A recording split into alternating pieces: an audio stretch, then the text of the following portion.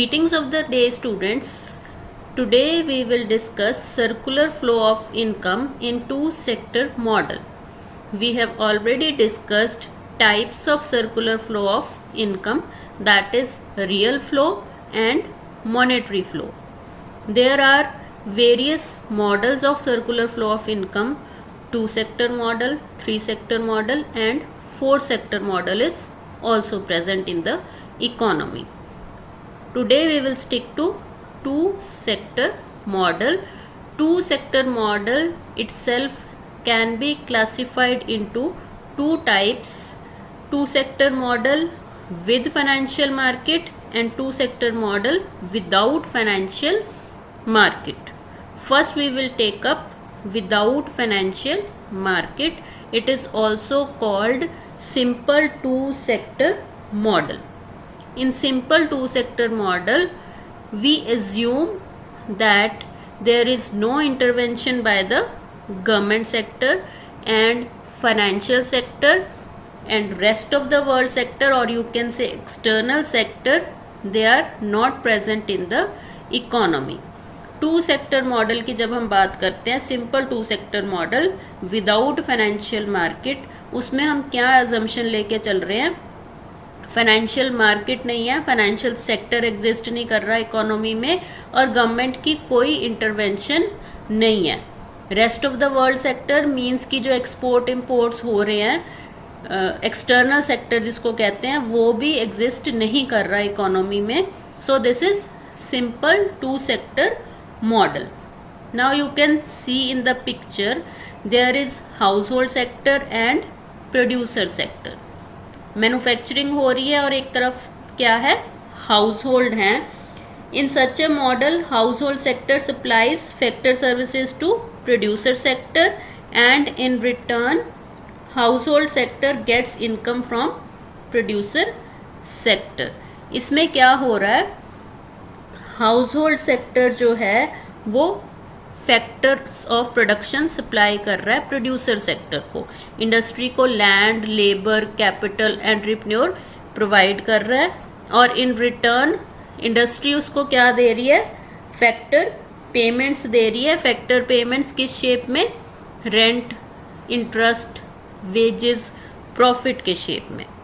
Same way दूसरी दो arrows देखेंगे अगर हम, तो household sector is taking goods or services from producer sector. It is receiving goods or services from producer sector and in return paying the price for those goods and services.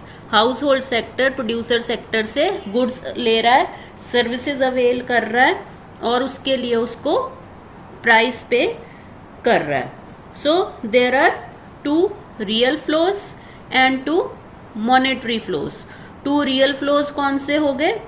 Factors of production from producer to household to producer, और हो गए goods and services from producer to household.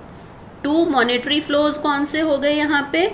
Household sector is paying price to the producer sector for goods and services and producer sector is paying factor payments in shape of rent, wages, interest and profit.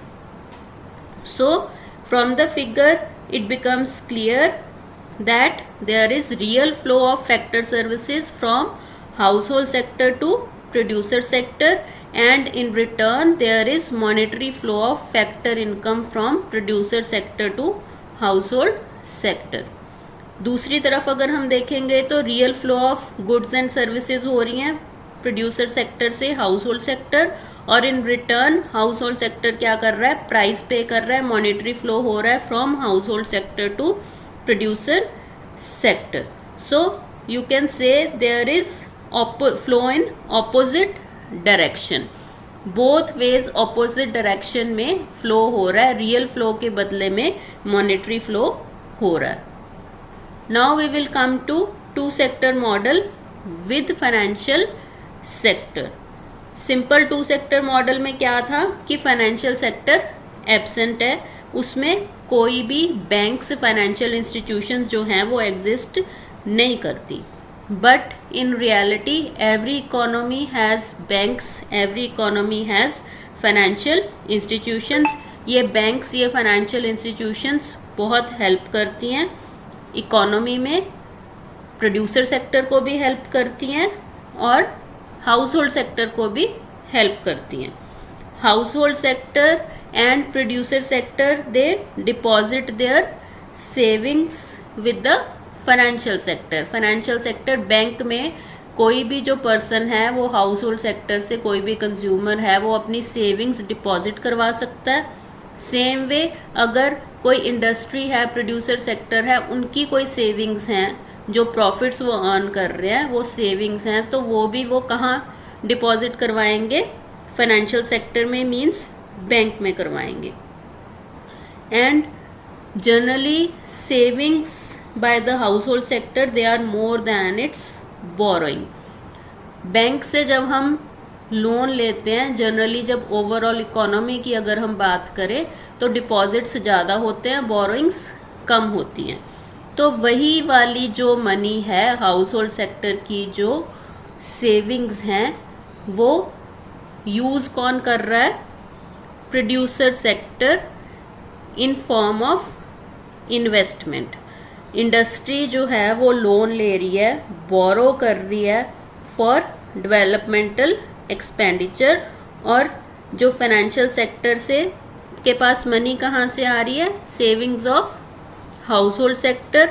और वो savings as deposit हैं. Deposit किसके लिए use हो रहा है? Industry borrows in form of loans for its expenditure, for its investment. So it is clear that producer sector and household sector deposit their savings with financial sector, and both these sectors they also borrow from the financial sector. I hope this is clear. So these were two sector models, different types of two sector models. One was simple two sector model without existence of financial market, and other was two sector model with existence of financial market. Thank you.